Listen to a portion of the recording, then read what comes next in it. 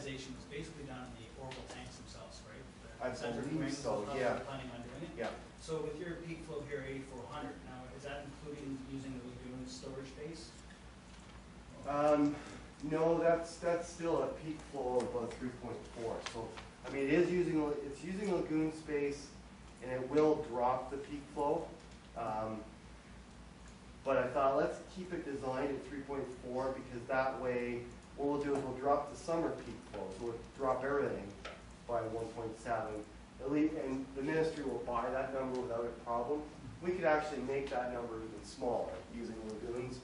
Lindsay is a good example there. Peak is 1.8 is what they've designed for. So theirs would have been 5,000. But again, you don't want to design yourself to the very limit. So that just gives you a bit more treatment, a bit more wiggle room. Okay, any other questions? Mike, Deputy Mayor? Yeah, a few. I have some questions of our Director of Community Services, but I'd like your perspective on it too.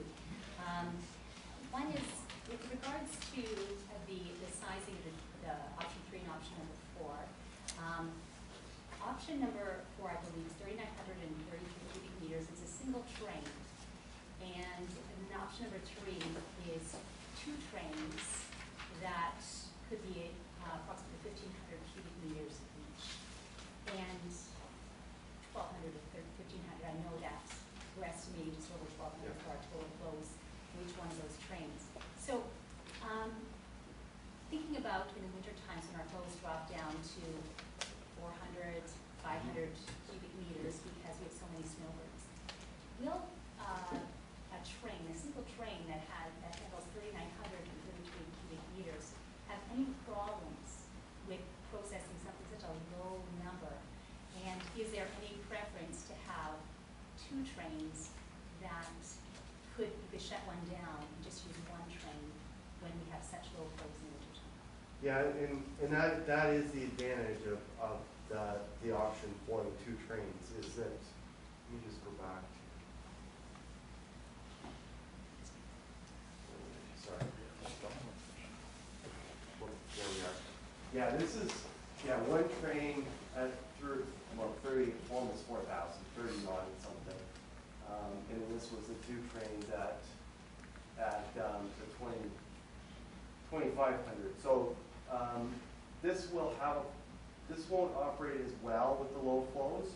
The sewage will cool off more. You won't get as good a treatment. Whereas this, you could in the winter shut this off and run through these 2 clarifiers, and you get better. It would handle it better. Now the other side of that too that you can look at is in that flow, the 1,600 cubic meters a day that sort of Lambton Shore's equivalent or allocation or whatever you want to call it. Of that, about half of that is committed but not yet utilized. So there would be potential as well in the first few years of this plant's life, till some of those bigger developments come on stream. You could run half that plant and flip it back and forth. So it's similar to the way that Forest is being operated to kind of, try to equalize or extend the wear of some of that equipment. Whereas a single train, you don't have that same option. So in essence, we would be saving life cycle replacement costs as well as operating costs if we're able to flip back and forth the 2 trains as opposed to relying on a single train at a time. Yeah. Yes, and on that question too, with the 2 trains versus the 1 train, the question if there's a breakdown in our train, there's some benefit to having 2 trains. You can just move it to it as opposed to having to send everything into lagoons. We only have 1 functional train, and hoping that it gets fixed within the lagoon capacity time frame, right? Which may be 60 days, but in peak seasons it may be only 30 days, right? So we also have that risk factor. If there's a breakdown, we don't have any redundancy. We don't have any protective measures in place, and that's a concern too, isn't it? It is, yes. I mean that is an issue. You have to. I mean, the nice thing with lagoons is the ministry actually would never approve a single train plant, except in this case I think they will because you've got the lagoons for that buffer. But it does mean that if you had a breakdown, you're gonna have to scramble a lot faster to get that thing fixed up before you exceed the capacity of the building. And, thanks, and if you don't mind, I can just continue for a few more questions. Obviously, you're very familiar with construction contract law, and you're well aware of what risks we have with retendering a design that has been tendered previously. Yes, we have some value engineering, some things would be removed, but the basic design would be the same. And is it your understanding that if we tendered design number 3, we would have no risk of litigation, but if we tendered design number 4, there actually is a risk of litigation from the low bidder for the tenders? Yeah, I guess, and you're absolutely right, although I would say that there's never no risk to litigation, because it's a free country and people can do whatever they want. But there would be less risk of it being successful litigation with the sort of the orbital design, the smaller flow and the value engineering. It looks quite different. Yeah. It looks quite different than the Yeah. asphalt. And I guess the last question I have then is, I know there's some talk about extending the actual structure for the future building. And from your experience as an engineer, have you seen experiences where people build it anticipating something's going to be sitting there, and actually technology changes, demands change, and actually that becomes a problem for them because it's the wrong size, it's the wrong engineering structure that they need, and it actually has to be torn back up and done after the fact? I don't think I mean, yeah, I've seen that in cases where you have to, where it doesn't save you anything by building basins because things change. But I mean, you can do it and plan it, so at least you're minimizing that future risk anyways, by maybe just making walls that are easily to remove, that kind of thing. Thank you, Mike. Councilor McGuire.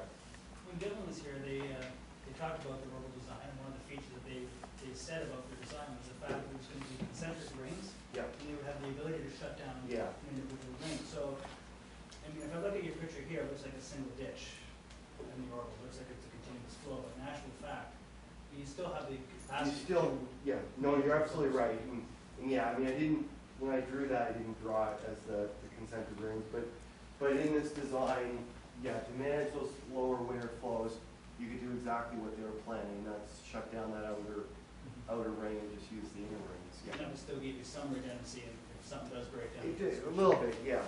A little bit, yeah. I know you're using this year's flows or last year's flows as the actual flow. There's a fair bit of construction happening in Grand Bend right now, and by 2016, when this plant becomes operational, those flows should be increased. Would that be enough to make it work very well in the winter time? It's still, both of them still would work okay in the winter time. Okay. The orbital inherent because a lot of splash are just freezing on the rotors, and that's the only thing you have to really worry about more than anything. The other thing with the basin is that it's mixed with air, and so you've got to fix volume, you've got to mix that volume, so you've got to spend that minimum amount mixing it, where depending on the size of it. So that's really where the other side of it comes in. Councilor Cook? Just a couple comments. I guess first off, we're talking about water consumption. Simplest way to put more water in the system is to have 3,000 more sewer users using using the system. That's one way to get water usage up. So if we were to promote this plant to actually do what we designed the original one for, have 3,000 more sewer users hooked up to the plant. Did you consider that? I guess I'm not sure what you mean by having 3,000. Well, right now we're excluded zone 3 and 4. Right, yep. Did you include that in any of your configurations at all, and how to get those people into the system? No, I mean, that was an option to have right now. well, to go the full book build, like you'd have to, if you're bringing those people in today, or bringing common, you'd have to do full build, right, to the 47 which is the, you know, the $23.3 million tender price.